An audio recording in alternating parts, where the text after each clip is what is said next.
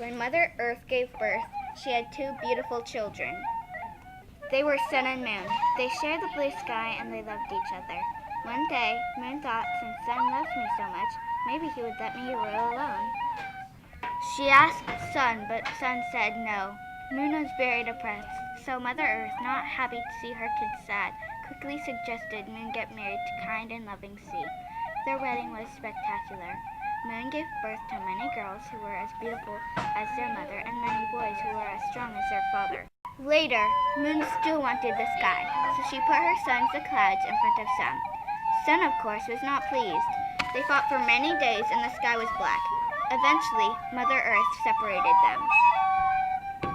Sun was to shine at day and Moon and her children at night.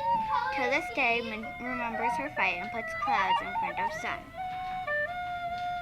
Later, Moon still wanted the sky, so she put her sons, the clouds, in front of Sun.